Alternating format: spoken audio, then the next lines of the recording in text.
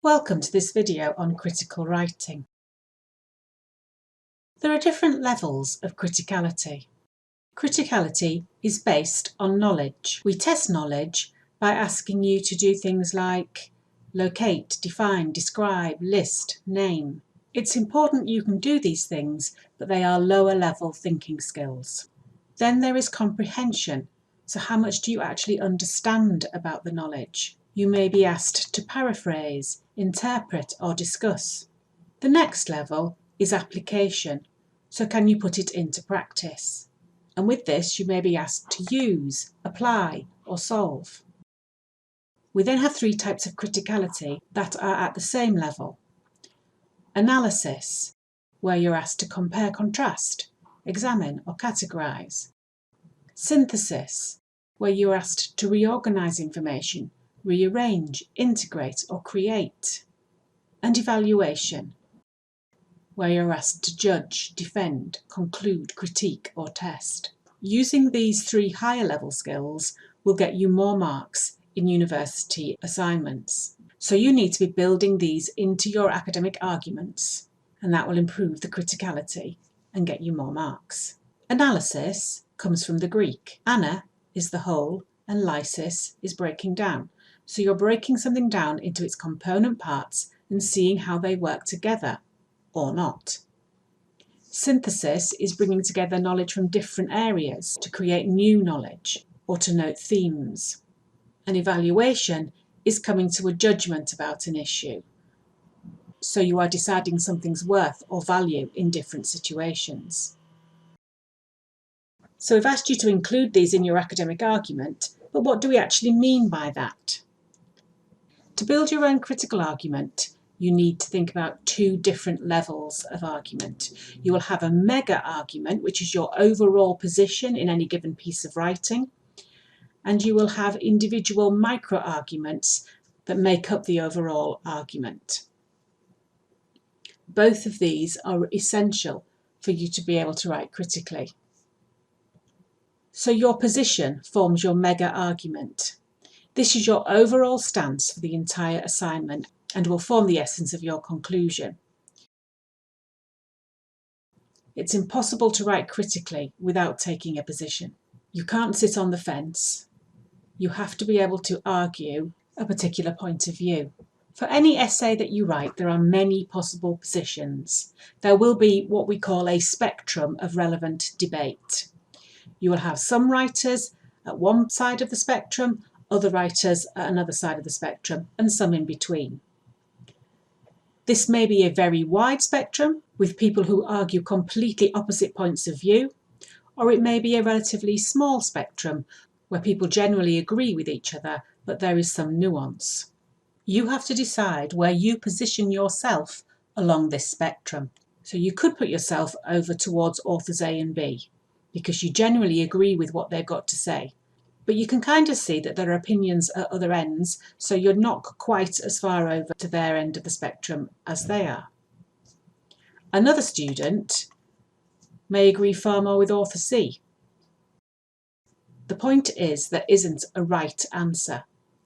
You've just got to be able to justify where you stand on a particular issue. You'll mention this in your introduction, and it will be a really crucial part of your conclusion.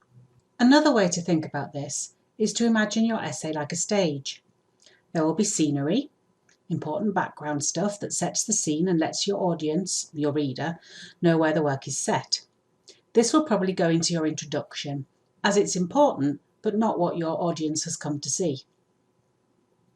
There will be established players that you need to acknowledge.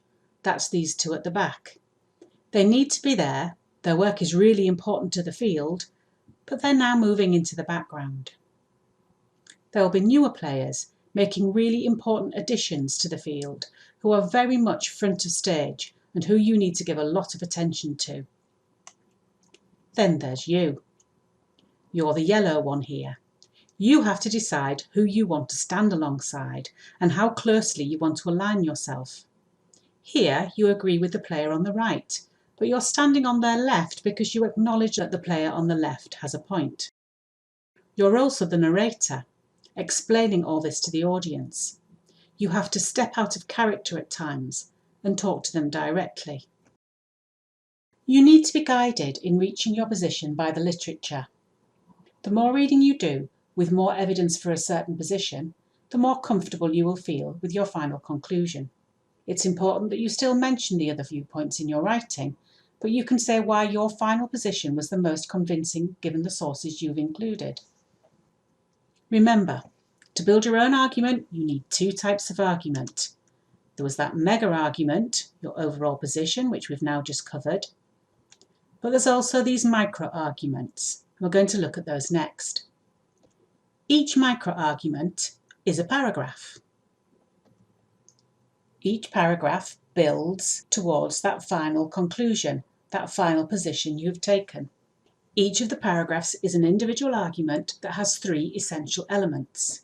It has a claim, it has premises, which is your evidence, and an attempt to persuade.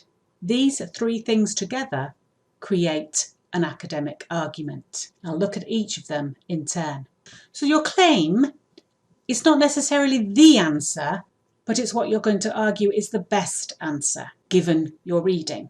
So you're asserting something at the beginning of your paragraph. Premises are the reasons and evidence that you're using to justify your claims. Your premises must be academically sound, so they can be from any of these four types of area. Arguments from key thinkers in your field, evidence from research data, accepted theories, ideas and principles, and evidence from case studies or practice. If you're writing a reflective essay, this final one is going to be a bigger part of it. The strength of the claim will depend on the strength of the premises. There are two types of knowledge, uncontested and contested. At university, a lot of what you're dealing with is contested knowledge, as we saw with that spectrum of debate. There will be some uncontested knowledge, for example, a certain genetic condition may be caused by a particular gene defect, and the evidence for that may be undeniable, and there will be contested knowledge. For example, why that gene causes that issue could be something where there's some debate. If you're working with contested knowledge, it's important that you add caution to your writing. We do that by adding what we call hedging phrases. So instead of saying something definitely is, you'd say this suggests a possible link, or the evidence would appear to indicate, rather than being very definite about what you're writing. You can also add more detail to show why you're being cautious. So a simple sentence like extensive reading helps students to improve their vocabulary, that is a very definite statement with very little caution. In example B, you can see that you can develop that to show that you're aware that this is contested knowledge. I'll just give you a moment to read that.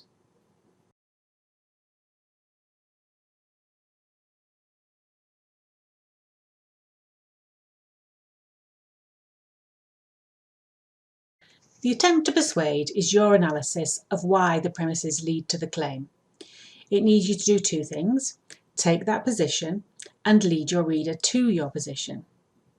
An argument needs two conditions to succeed in being persuasive. So the premises or reasons must be true or otherwise acceptable, and the inferences which are drawn from those premises must be good ones.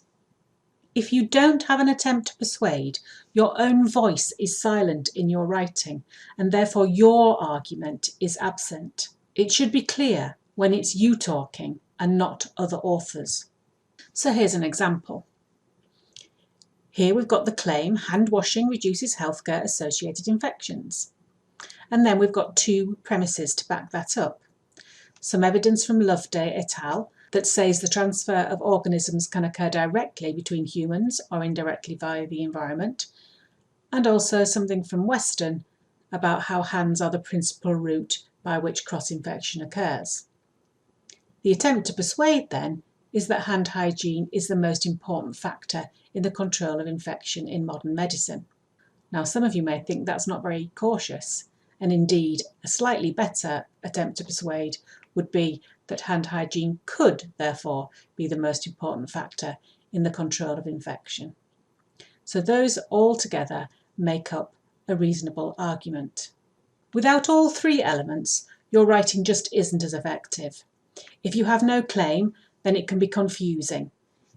You don't want to have to make your reader work hard to work out what you're trying to say.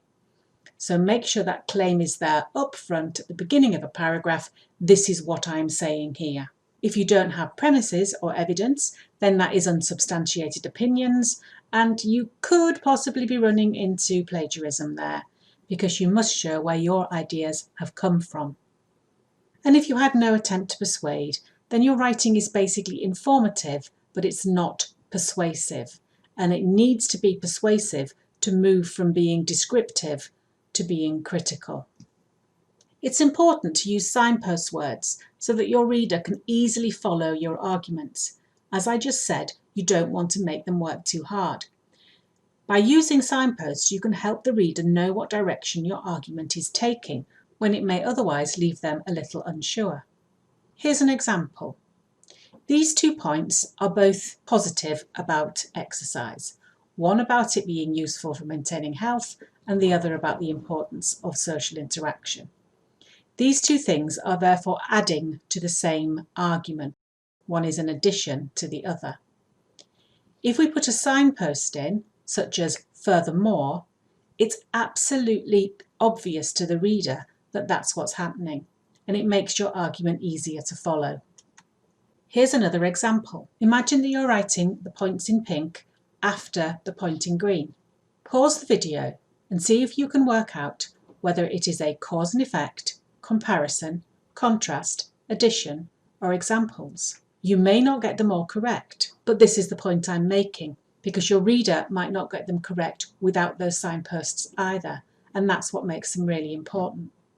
If you've had a few minutes to think about it, I'll go through them now. The first is a cause and effect. The lack of safe discharge options is a potential cause of patients remaining in acute care hospitals. So something like "this is because" makes that absolutely clear. The second one is a contrast, because it's giving an alternative point of view. Therefore, a word like "however" will make that clear to the reader. The final one is giving some examples of why this is happening. And therefore, a word like "specifically" can help the reader make that connection. There are many, many more signposting words and phrases, as you can see from this table here, and this isn't all that there are. So to summarise, critical writing requires you to analyse, synthesise and evaluate, take a position, construct evidenced persuasive arguments that justify that position, use appropriate academic caution, and lead your reader through your arguments with signposts. Thank you for your time. I hope this was useful.